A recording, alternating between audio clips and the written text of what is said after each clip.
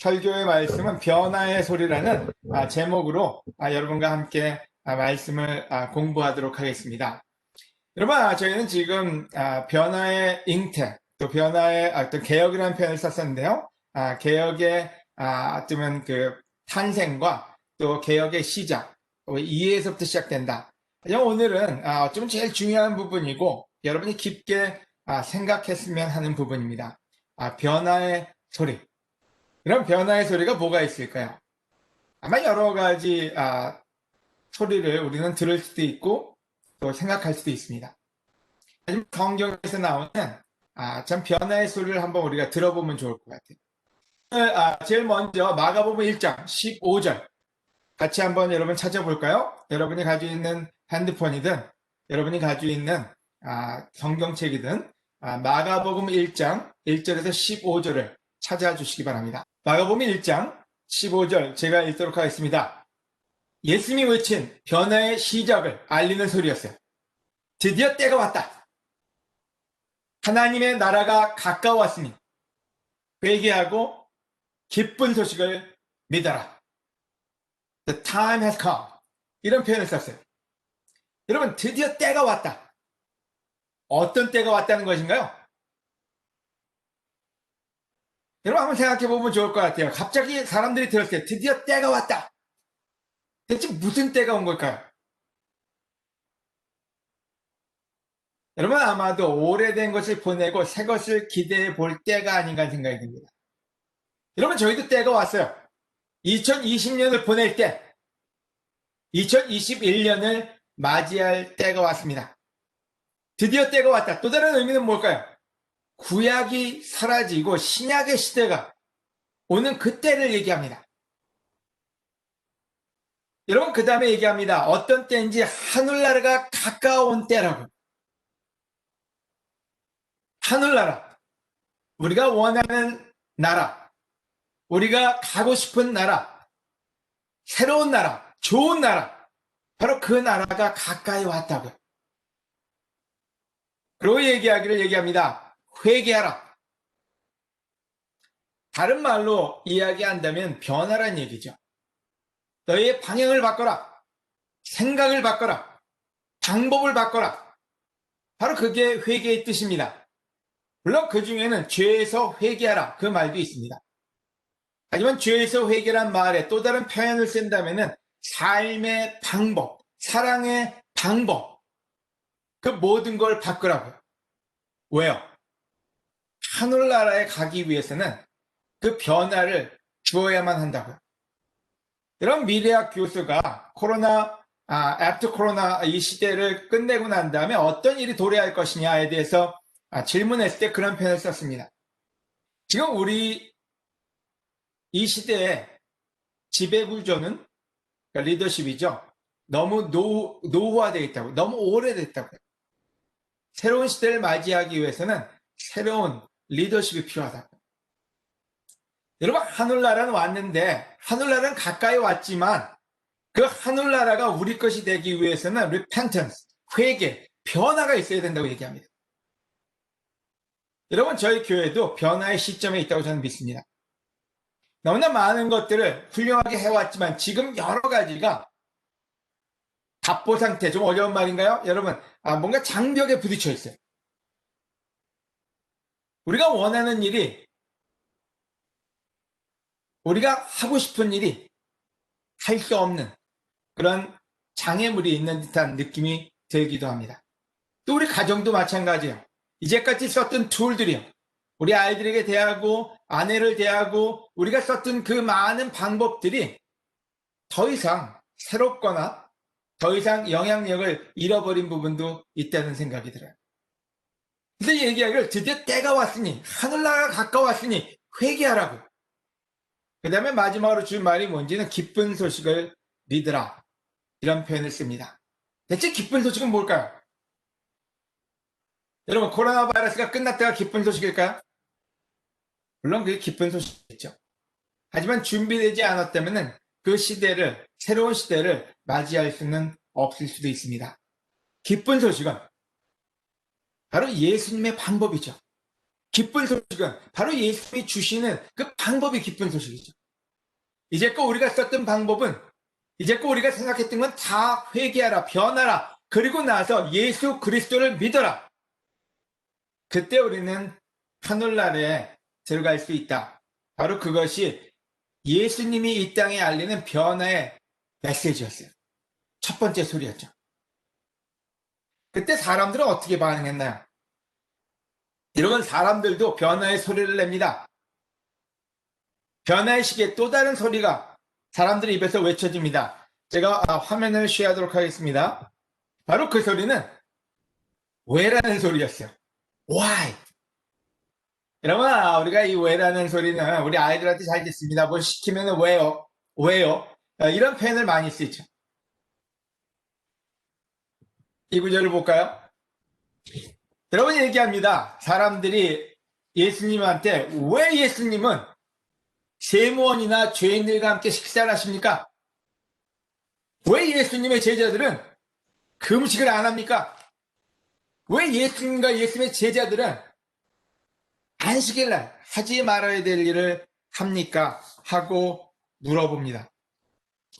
여러분, 사람들은 왜라는 질문으로 예수님께 다가왔을까요?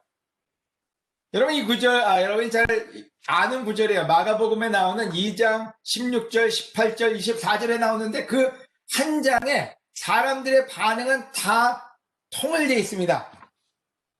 왜냐고요? 왜 죄인들하고 식사를 하고, 왜 금식은 안 하고, 왜 안식일 날? 왜 사람들은 왜냐고 물었을까요? 여러분, 이유는 예수님이 하는 일은 자기들이 하는 일과 달랐기 때문이었어요. 여러분, 예수님의 방법은 이제껏 자기들이 써온 방법하고는 틀렸어요. 예수님의 방법은 모세가 썼던 방법과 틀렸어요. 예수님의 방법은 자기들의 조상들, 자기의 선배들, 주위에 있는 종교인들이 썼던 방법과 틀렸어요. 예수님의 설교 방법도 틀렸고, 예수님의 전도 방법도 틀렸고, 예수님의 교제 방법도 틀렸고, 모든 것이 틀렸어요. 여러분, 새로운 시대를 열기 위해서 예수님은 새로운 방법을 쓰셔야만 했습니다. 그래서 사람들이 왜냐고 물어볼 때 예수님은 그 대답을 주십니다. 그 대답은 마가복음 2장 21절, 22절에 나와 있습니다. 우리 영어로 우리 데니엘 페 형제가 읽어주시고요. 우리 한국말로 우리 박기정 형제가 읽어주시겠습니다. No one sews a patch of unshrunk cloth on an old garment. Otherwise, the new piece will pull away from the old, making the tear worse. No one pours new wine into old wineskins. Otherwise, the wine will burst the skin, and both the wine and the wineskins will be ruined. No, they pour new wine into new wineskins. 또 새 포도주를 낡은 부대에 넣는 사람도 없다. 그렇게 하면 새 포도주가 부대를 터뜨려 포도주와 부대를 다 버리게 된다. 새 포도주는 새 부대에 넣어야 한다. 낡은 옷에 새 천조각을 대고 깁는 사람은 아무도 없다. 그렇게 하면 새로 기운 것이 낡은 옷을 잡아당겨 더 많이 찢어진다. 여러분, 예수님은 사람들이 왜냐고 물어볼 때 아주 정확하게 대답을 해주셨어요. 새 포도주를 낡은 가죽 부대에 넣는 사람은 없다고요. 새 포도주는 새 부대에 넣어야 한다. 낡은 옷에 새 천조각을 대고 깁는 사람은 아무도 없다. 그렇게 하면 새로 기운 것이 낡은 옷을 잡아당겨 더 많이 찢어진다. 여러분, 여기에는 진리의 말씀이 있습니다. 새로운 시대에 새로운 방법과 새로운 생각으로 다가가지 않는다면 다 망쳐버린다고요. 저는 때로 그런 생각을 합니다. 어떤 때 요즘 세대 간의 갈등을 공부하죠. 젊은 세대와 나이 든 세대가 같이 살아가기 위해서는 서로가 방법을 바꿔야 되는데 그렇게 되지 않으면 찢어진다고, 갈라진다고. 여러분, 우리는 예수님의 그 말씀에 귀를 기울여 봐야 합니다. 여러분, 2021년을 맞이하면서 여러분 지금은 어느 정도의 획이 거지는 시간입니다. 여러분 무엇을 바꾸실 건가요? 여러분 새로운 교회와 새로운 가정을 우리가 만들기 위해서 여러분은 무엇을 바꾸시겠습니까? 아마 제일 이 부분에서 도전이 되는 사람이 있다면 우리 타마스하고 연일 것 같아요. 새로운 시대를 맞이했어요. 혼자 살던 시대에서 둘이 사는 시대로 들어갔어요. 그들이 무언가를 바꾸지 않는다면, 전에 혼자 살던 방법으로 계속 산다면 아마 건강한 결혼 생활은 되지 않을 겁니다. 여러분, 코로나가 없던 시대에 살던 우리가 그 방법대로 이 코로나 시대를 산다면 수없이 많은 사람이 죽어갈 것입니다. 여러분, 우리가 아이가 없던 시절에서 아이가 있는 시절에 우리가 변하지 않는다면 우리는 아이들을 제대로 성장시킬 수 없을 것입니다. 여러분, 예수님은 드디어 때가 왔고 하늘나라 들어가기 위해서는 우리는 변해야 한다고 이야기하십니다. 여러분, 예수님은 이 땅에 변화를 주려고 오셨어요. 그러면서 얘기합니다. 우리에게 변화를 위해서는 왜 이 일을 하는지를 알아야 된다고. 저는 요즘 저희 교회에 입대까지 해온 일들에 대해서 다시 한번 되돌아보는 시간을 갖고 있습니다. 또 제가 했던 일에 대해서 다시 한번 되돌아보면서 왜 나는 이 일을 하고 있고 대체 이 일을 해서 얻고자 하는 건 무엇인가에 대해서 물어볼 수밖에 없습니다.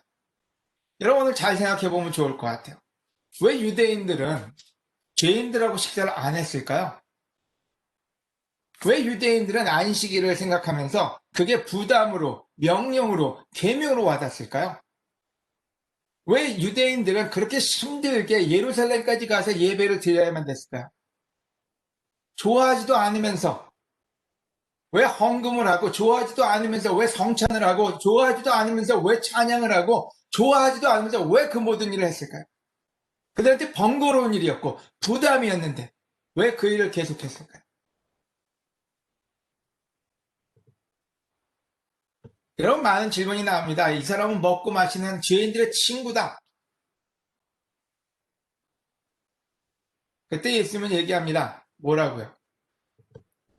마태복음에 왜 내가 죄인들하고 밥 먹는지 아냐고요. 나는 의로운 사람을 부르러 온 것이 아니라 죄인을 부르러 왔다고요. 이런 많은 유대인들이 그들의 목적을 상실했어요. 예수님이 이 땅에 오시고 하나님이 우리한테 원하는 메시지가 뭔지를 잃어버렸어요. 그래서 그들은 죄인하고 상종을 안 했어요. 본인들만을 위해서 죄 안 짓고 살라고 죄인들을 상종을 하지 않고 살았어요. 그때 예수님은 얘기합니다. 하나님이 원하는 게 뭔지 아냐고요. 바로 죄인들을 도와주고 그들을 불러오는 게 목적이라고요. 하지만 예수님이 그렇게 했을 때 유대인들은 왜냐고 물어봤죠. 여러분 마가복음 2장 2절에 안식일을 왜 안 지키냐고 물어봤을 때 예수님은 얘기합니다. 왜 안식일을 지키는지 너희는 아냐고요. 안식일은 사람을 위해 있는 것이지 사람이 안식일을 위해 있는 게 아니라고 얘기합니다. 안식일은 여러분 지금도 많은 사람들한테는 율법적인 갈등이 됩니다. 안식일을 지킬 것이냐 안 지킬 것이냐. 하지만 이 당시 유대인들한테 있어서 안식일을 안 지키는 것은 죽음을 자처하는 거나 마찬가지였어요. 절대적으로 지켜야 되는 일이었죠. 근데 사람들이 잊어버렸어요. 그 안식일이 왜 정해졌는지요. 여러분 저는 여러분 모두가 안식일을 지키길 원합니다. 제가 요즘 목사님들한테도 저한테도 안식일 날짜를 정해서 하루를 풀리 쉬려고 노력합니다. 하나님이 여러분과 저를 위해서 정해주신 아주 좋은 날이에요. 하지만 문제는 유대인들한테는 안식일이 그들한테 또 다른 burden, 부담이 돼버리고 말았어요. 그걸 안 지키면 벌 받을까봐 무서워서 지켰지 그날의 의미가 뭔지를 잃어버리고 사람들한테 강요만 했던 거죠. 여러분 예수님은 율법을 폐하려 오신 게 아니라 율법을 완성하려고 오셨다고 얘기합니다. 여러분 오늘 우리는 우리가 하는 모든 일을 한번 되돌아볼 필요가 있습니다. 여러분이 성찬은 왜 할까요? 제가 서베이를 하면서 많은 사람들한테 성찬이 부담이 되고 있는 걸 느꼈습니다. 성찬 나누는 게요. 또 성찬을 하면서 많은 사람들이 앉아서 어떤 때는 집중하기보다는 딴 생각을 하거나 많은 또 다른 잡다한 여러 가지가 머릿속에 들어온다는 것도 저도 경험해봤고 또 많은 사람들의 경험이 아닌가 하는 생각이 듭니다. 여러분 성찬은 예수님 때 만들어진 거예요. 하지만 사람들이 자꾸 잊어버리니까 우리 전통적으로 사도신경이라는 걸 만들어서 본디오 빌라도에게 돌아가시고 이런 그 편을 써서 사람들을 외우게 했어요. 아마 처음에는 그게 도움이 됐을 거예요. 사람들한테 사도신경을 외우게 하니까 예수님의 십자가를 기억할 수 있는 어떤 좋은 툴이 됐어요. 하지만 그것도 식상해졌어요. 저희 교회는 그래서 성찬식을 만들고 누군가 그 간증을 함으로써 좀 더 프레시하게 십자가의 의미가 들어올 수 있게끔 했죠. 하지만 어쩌면 지금 그 성찬은 우리한테 또 다른 식상한 율법이 되고 있지 않나 하는 생각이 들어요. 왜 찬양을 할까요? 우리가 왜 찬양을 앞에 두 곡을 하고 또 설교 전에 한 곡을 할까요?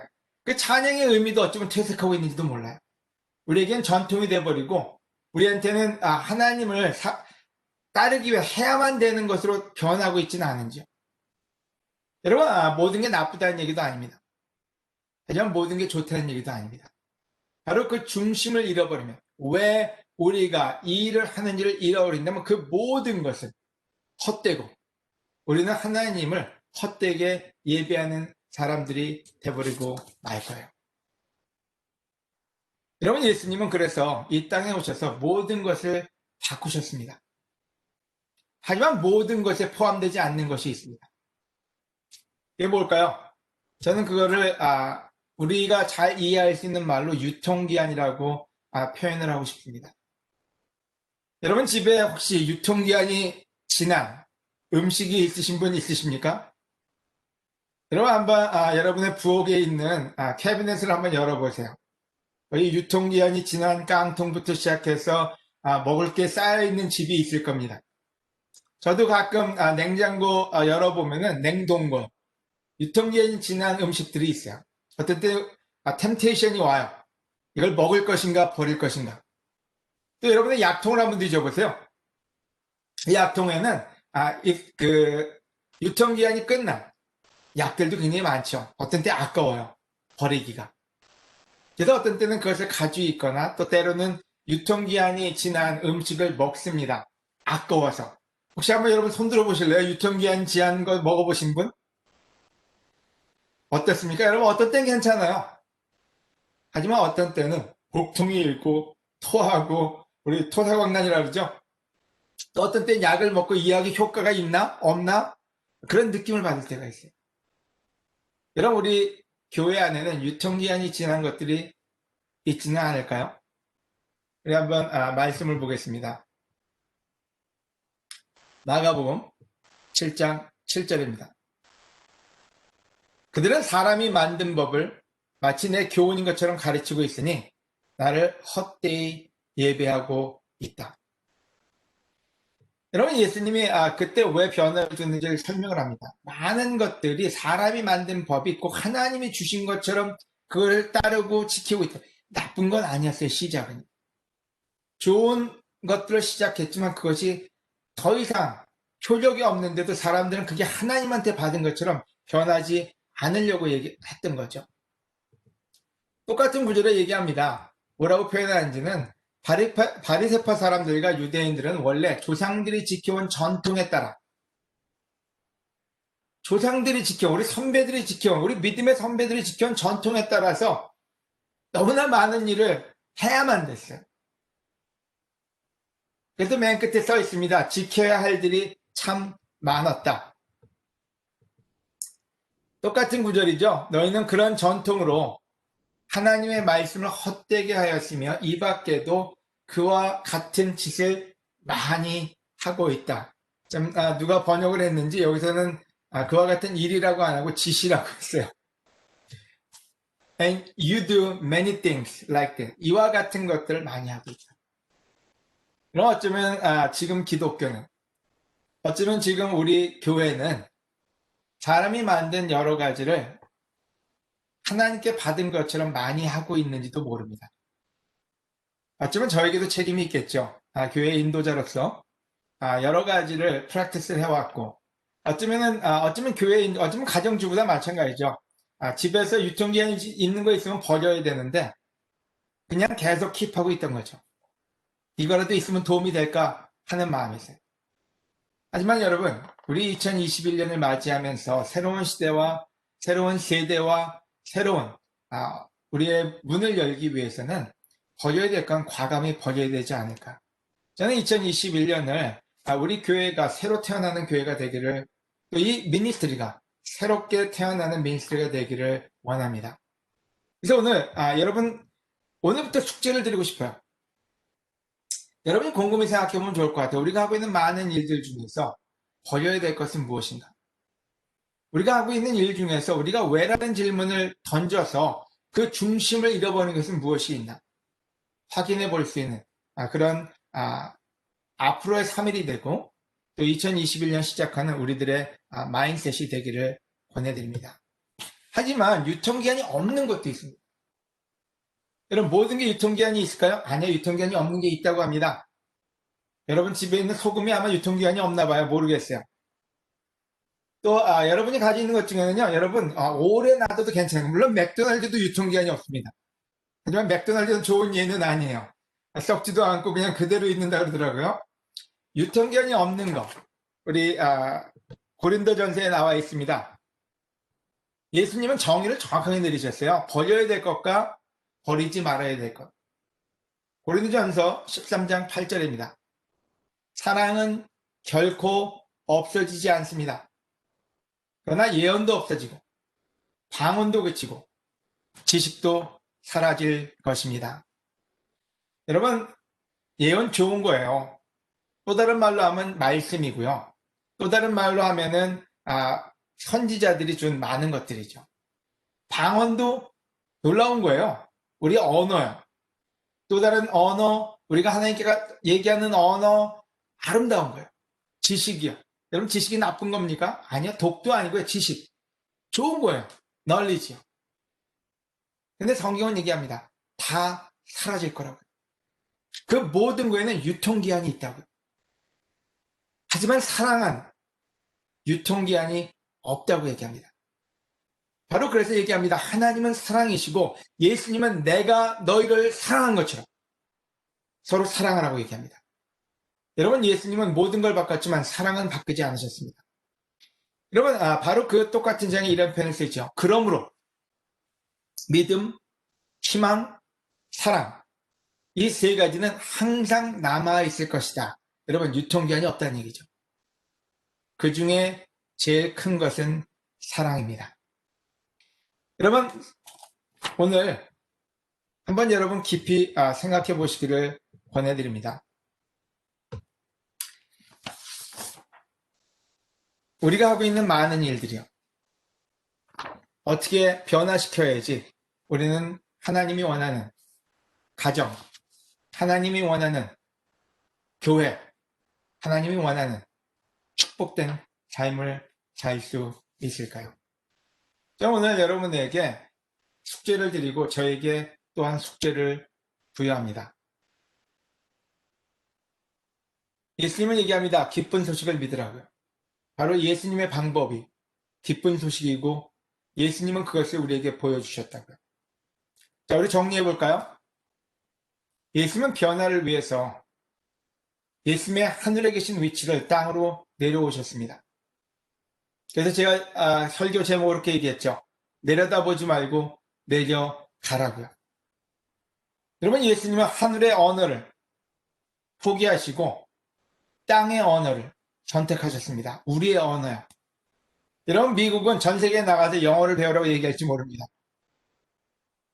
하지만 여러분, 만약 미국인이 제3세계에 가서 아프리카 말을 배우고 아니면 아마존에 가서 그 부족의 말을 배운다는 말은 그들에 대한 관심이고 사랑이겠죠. 여러분, 예수님은 하늘의 언어를 버리고 땅의 언어로 자기가 먼저 변화했습니다. 바로 그게 사랑의 시작이었죠. 이 땅에 와서 여러분 전도의 방법을 완전히 바꾸셨어요. 그 당시에 전도의 방법은 그냥 회당에서 말씀을 가리키는 거였는데 예수님은 회당을 포기하고 밖으로 나가셨습니다. 갈릴리 바닷가에서 길거리에서 사람들에게 나가가서 말씀을 전하셨죠. 여러분 유대인들은 종교인들은 근엄한 자세에서 교만한 자세에서 교제함으로써 가식이 많았어요. 하지만 예수님은 죄인들과 식사하면서 교제하고 그들에게 다가가셨죠.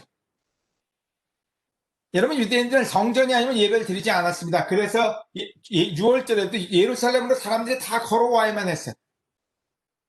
회당이 아니면 말씀을 가리키지 않았습니다. 그래서 회당을 가야만 했어요. 하지만 예수님은 사마리아 여인에게 얘기합니다. 이제 때가 올 텐데 그때는 무엇인지 예배처가 중요하지 않다고요. 어쩌면 코로나 시대에 우리에게 전해지는 메시지가 아닌가 하는 생각이 듭니다. 예배당이 중요한 게 아니라 여기서 저기서도 아니라 하나님은 영이시니 어디서든지 예배 드릴 수 있다고 얘기합니다. 여러분 예수님의 설교는 율법 중심이 아니었어요. 인간이 이해할 수 있는 어부가 이해할 수 있는 그 모든 언어로 비유로 설교를 하셨습니다. 여러분 예수님은 모든 걸 바꾸셨습니다. 뭘 중심으로요?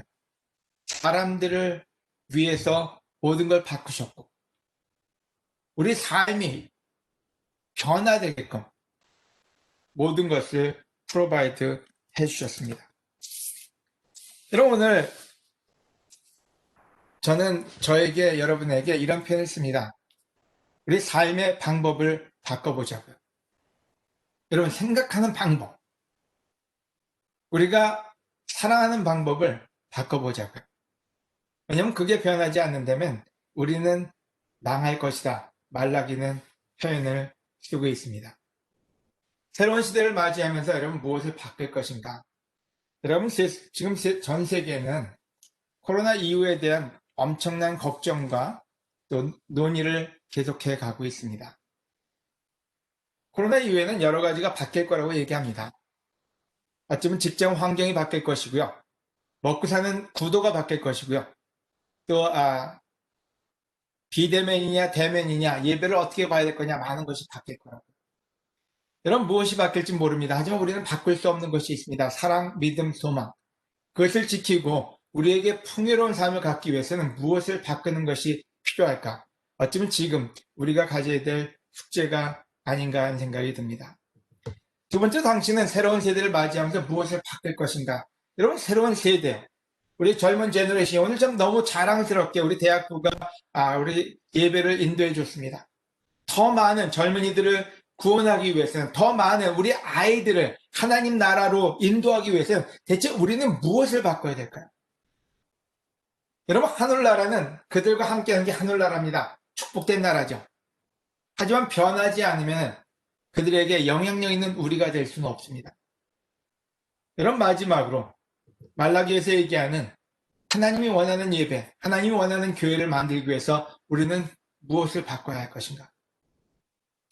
여러분 우리 같이 고민해 보시기 바라고 또 같이 기도해 보시기 바라고 여러분 같이 변화를 이루어가는 여러분 모두가 되시기를 권해드립니다. 1월부터는 우리 하나하나 확인해 보려고 해요. 성찬이요. 대체 우리는 성찬을 왜 하는지를 먼저 우리는 이야기해 보고 싶습니다. 그리고 만약에 우리가 하는 방법이 우리가 지금 하는 그 성찬이 만약에 우리의 마음속에 하나님께 기쁨이 되지 않는다면 우리 과감하게 버립시다. 여러분 찬양이요. 우리가 하고 있는 찬양이 만약에 하나님께 우리에게 기쁨이 아니라면 여러분 굳이 찬양할 필요 없지 않습니까? 제일 첫 번째 시도로 여러분 금식을 시도합니다. 여러분 금식은 저희에게 자랑이면서도 또 저희에게 교만이기도 했습니다. 나 금식을 며칠을 했어. 할 때는 너무 힘듭니다. 하기 싫습니다. 또 금식의 의미도 어떨 땐 모릅니다. 그냥 굶으라니까 굶어보고 금식하지가 금식하고 하지만 그 금식이 즐겁지가 않아요. 물론 즐거운 금식은 없을 거예요. 하나님은 우리의 금식을 원할까요? 생각해보면 아닐 것 같아요. 우리가 금식하면서 늘어져 있거나 금식하면서 마음에 애투를 갖는 하나님은 그 금식을 좋아하시겠습니까? 그래서 여러분, 1월달 금식을 저희는 바꿔보려고 합니다. 하나님이 좋아하시는 일을 해보죠. 여러분, 금식의 의미는 하나님을 찾고자 하는 우리 마음이지, 금식하면서 배고프고 힘들고 지겨운 게 우리 마음은 아니지 않습니까? 여러분, 하나님을 기쁘게 하는 금식이 뭘까? 하나님을 원하는 마음, 하나님과 데이트할 때 그거 하나님이 더 좋아하실 것 같아요. 여러분, 우리가 2020년 끝마치면서 2021년을 또 준비하면서 변화의 결정을 하고, 그 변화는 여러분 오늘 하루아침에 되지 않더라도 하나하나씩 이루어 나가면서 새로운 교회를, 새로운 가정을, 새로운 시대를 축복받는 그런 모두가 되시기를 권해드립니다. 여기서 말씀을 마칩니다.